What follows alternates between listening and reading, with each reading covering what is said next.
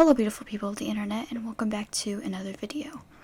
Now, about 2 years ago, I had an idea for a comic like everyone else on the planet. It was great. It involved some long-lasting friendships, generational trauma, betrayal, suspense, plot twists, and most importantly, time travel. Anyways, a few months ago, the comic resurfaced in my mind, and I said, yeah, that's pretty cool, and I gave it another look. And after some drastic changes, because the story sucked at the time, I ended up changing the entire genre. I pretty much hyperfixated on urban fantasy for a while, and I just think that the idea of like magic being normalized and seen in day-to-day life, but like modern setting, was just so cool to me for some reason. So the setting, genre, words, I don't know, of the comic changed to 2014 and urban fantasy. I also changed the main character to better explore this new world I was mildly obsessed with. And as I was reworking the plot, I also realized that character designs would need to be changed. So here we are. Fortunately, or unfortunately, I'm only going to be working on the designs of the heroes in this video. I have a part 2 in the works with the villains, so stay tuned if you're interested in my story ramblings. Now let's start out with the main character of the comic. I mean, they're all kind of main characters in this group, but protagonist, I guess I should say. This character is actually a new character you've never seen before on my channel. All the other characters I'm going to be showing were all have been shown briefly. Actually, never mind, this character has showed up in one video. I kind of became obsessed with the idea for their character after deciding to change the genre from sci-fi fantasy to urban fantasy, as I said earlier. And without further ado, I'd like to introduce y'all to Rin Winslow. Rin is a 16-year-old who lives in the small city of Nightshade outside of Edinburgh, Scotland. The town is absolutely tiny, with about 2,000 people that live in it. So Rin knows just about everyone, and everyone knows them. Also, their parents own a very popular bakery in town, so everyone knows them because of that too. But also, Rin is just very outgoing and extroverted. They're also one of the people in this world who isn't magical at all. Like, there's a group of humans and stuff, but they got no powers, because, you know, they just human. And their design is very much based on, like, 90s grunge, but also the Tumblr grunge that was very popular then. Rin's very much a Tumblr kid, so wanted that to reflect in their design. As well as they're very much obsessed with aliens, Nessie, Bigfoot, all of that. So they freak out when they meet Edwin, of course. With that, let's move on to Edwin. Edwin is the next character we're going to be talking about, and he's the original protagonist of the story. Edwin was born in mid-19th century, and he received an amulet from his father passed down through his family on his 15th birthday. The amulet allows his family to time travel, to influence certain events to come out in a way they wanted to happen for generations. Edwin, though, being the sweet baby he is, didn't want to use the amulet to gain power. Edwin decided never to use the amulet for selfish gain and only use it to help. He put it in a safe place and only got it when absolutely necessary. But he ends up crashing through time and lands in a forest surrounding the town of Nightshade, where Rin finds him.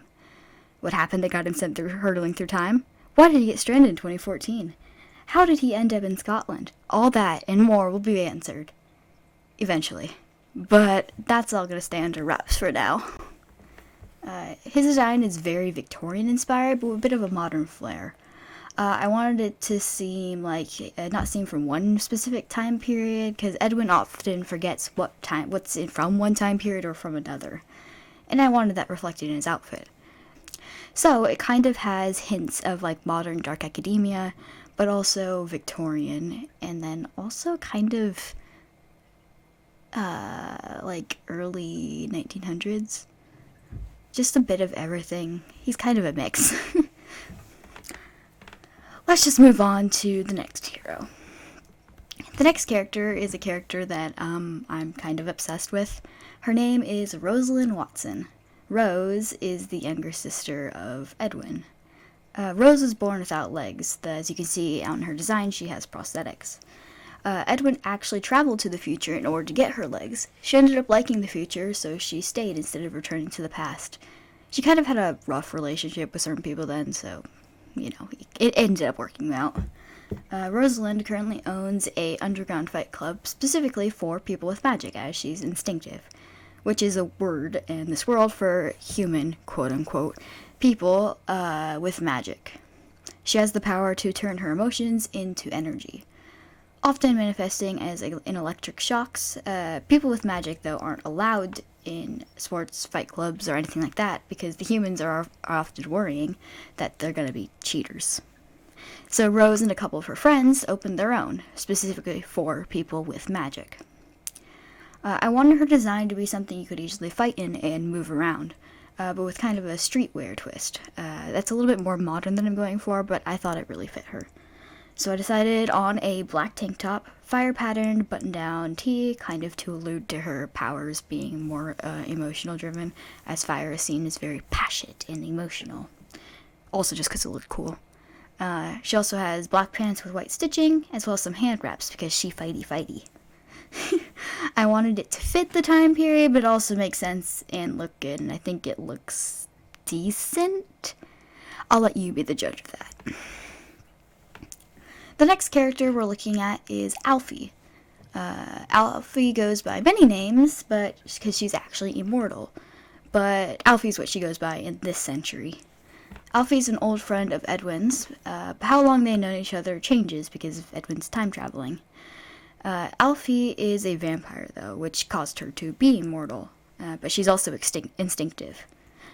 She has the power to basically summon other versions of herself. Kinda. It's hard to explain. Let's think. Example would be, think of the variants in the show Loki from each timeline. So, in terms of that, this Alfie could bring variants from the other timelines, I just say dimensions, it's all mildly confusing, to her dimension. So it makes sense. So each of the characters surrounding the woman in the center of the drawing, as you can see here, are different versions of herself. And yeah, the cat is a version of herself too. I wanted her design to pull from traditional vampire like stereotypes. I can't think of, for lack of a better word, about like Victorian vampires. So she's got a bit of like a Victorian goth style, but with like a little bit of a modern twist, with the short skirt and platform Mary Janes. But she also has a lab coat because she's a scientist. She has a lab dedicated mostly to fabricating blood for vampires in the community. Kind of like cloning it, or science words, Someone who was a scientist could better explain this to me. But like copying the DNA to make more. So that's kind of cloning. In order to help them, and she does experiments with chemistry and physics, but she's mostly a biologist. Next character we're going to be talking about is a character named Sol Oriel. Sol is a 15-year-old half-dragon. He lives in a town not too far from Nightshade, so him and Rin have interacted a couple of times. Sol is part of a large family with 4 siblings, and he's the middle child. So it's a big family. Sol is an astro dragon, which means he has space powers. When he uses them, they kind of look similar to Agatha Harkness's magic in WandaVision, kind of that energy-looking stuff. It's like 70% accurate to what I think, but it can give you a visual. It kind of looks more like a galaxy. He can manipulate cosmic energies and physics, but the physics only to a small degree. He can only change the physics of small items like books, apples, pencils, etc.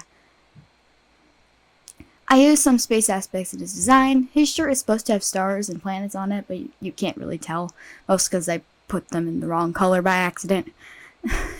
And you can see his dragon wings, horns, and tail as well. And he has platform boots because, yes, because he's very short and very emo about it.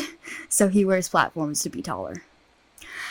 Moving on, though, because most of Sol's story is actually spoilers, and I don't want to spoil my entire comic. So let's move on. Next, we are talking about Tremor Aftershock. aka my favorite character in this entire comic, Rin being a close second. Tremor is a pickpocket who lives in New York City. I love them so much, but they're instinctive as well. They have a power to create earthquakes and tremors in the earth. A visual is Daisy Johnson, or Quake from Agents of S.H.I.E.L.D., because their powers are like directly inspired from her. So yes, they can do the make tremors and influence wavelengths through their hands. But they don't use their powers very much. They had an incident with them in the past that was pretty traumatic, so they refuse to use them unless they have to. Tremor's design I tried to not make stand out too much, because they're a pickpocket. You wouldn't want you to draw attention to yourself. So I did have a fun like punk-looking leather jacket because I thought that was fun. And then I gave them a black turtleneck, a sweater vest, a kind of gold belt, and then black pants and purple sneakers. I wanted to keep most of the design being black and purple because, yeah, it's mostly their colors, and yep. And I took some inspiration from kind of like, early 2000s emo or slash alternative fashion, but not too much, because I think that they wouldn't wear too much of that, because I think that they would think it makes them stand out. Anyways, next character. The next character we are going to be talking about is Rory. They don't currently have a last name, but he will soon. I just haven't thought of it yet. Rory is also instinctive. Rory has the power to kind of make things grow faster. There's one character from, oh my gosh, most of these examples are just from shows. There's a character in Raising Dion where when he touches the ground in his farm, he can make the plant grow up. That's kind of what Rory can do, but he can do it on other things, just plants, like he can rapidly heal a cut that he accidentally got on himself, or any injury. It does take some of like the energy from him, like he gets physically tired after doing it, but yeah, he can do that. He lives in a tree house that's like in the middle of nowhere, and how the gang finds him is actually completely accidental. They kind of just stumble upon, he's like, yo, what's good? He's very extroverted, even though he's a hermit, but I love him nonetheless. He does live close to a village, so sometimes he'll make random appearances, and people will be like, wow, he does exist. So, yep. Most of his design was kind of inspired by like the soft boy trend, because I wanted to keep like some flowers and then like the lighter colors, so, like, because lighter colors are often seen more as like growth and, I don't know, hero-ish. So I wanted to keep most of that, and then I did the sweater with the flowers on it, because growth. And he also loves flowers so much. He's a gardener. He has his little garden where he tends his little flowers. Basically, what I want to do in my life, just have my little garden, my tree house. Yeah. Y'all get it. Yeah, so most of it was just, I tried to keep the color palette very soft compared to some of the other characters who have less like stereotypically good powers, like Tremor and stuff. Especially because, Tremor kinds to blend in. But anyways,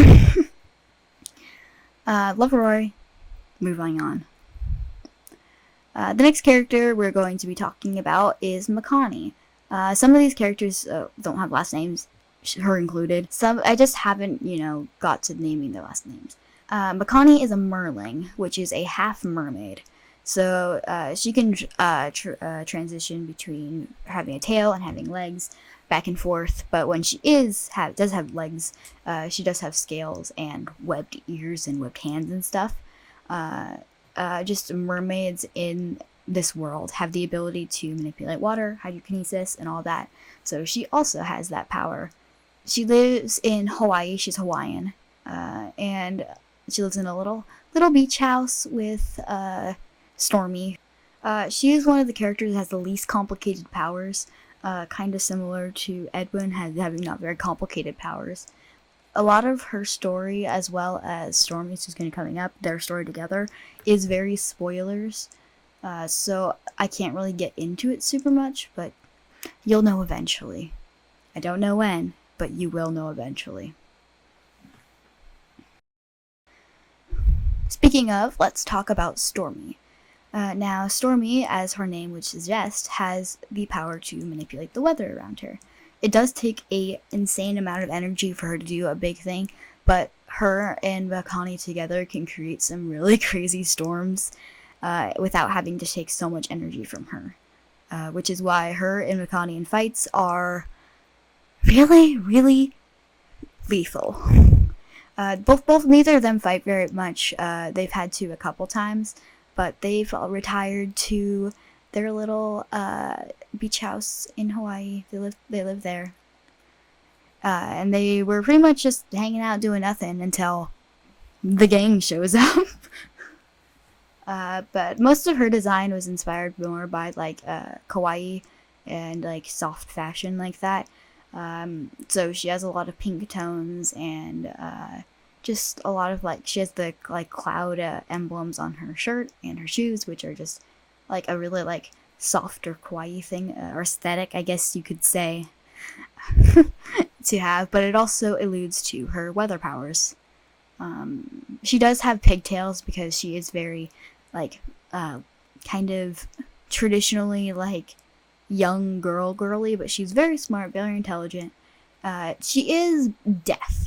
She communicates mostly with Makani in sign language, and Makani learns sign language to communicate with her. She doesn't have hearing aids. She doesn't see the point in it because she grew up in an area that didn't have any technology at all. So they grew up, it was mostly like a magical tribe in the mountains, so they didn't have any technology. So she just doesn't wear hearing aids. That's all the characters. Wow, this went by quicker than I expected. Thank you guys so much for watching. I hope you enjoyed learning about all of my characters. I enjoyed talking about them. I'm sorry I couldn't talk super much about some of the characters, just a lot of some of their backstory is spoilers because of stuff that'll be really like later in the comic. I want to make this comic kind of a long-running series where there's not just one, but it's kind of like multiple volumes, and you learn more and pick up new people throughout it, kind of long-running. I don't know how that's gonna go, but it's kind of had the idea behind it. But I kind of they're not as cohesive as I wanted them to be together. I might have to work on that and like tweak some things, but I'm really happy with most of their designs. I think it really reflects their personalities really well, and yeah, they're much more they're much less horrendous to the eye than they were before. So I'm happy with that as well. And if you enjoyed the video, like I said, hit the like button if you want. Make it blue. That'd be great. Comment what you thought. Subscribe maybe. I just want to thank everyone so much for almost like 250 subscribers. That's like insane to me. I was kind of stagnant for a while because I was just, not posting. And I've started posting about stuff I love, and then people came and, it's growing. So it's always fun. Hope you enjoyed, and I will see you all next time. Bye!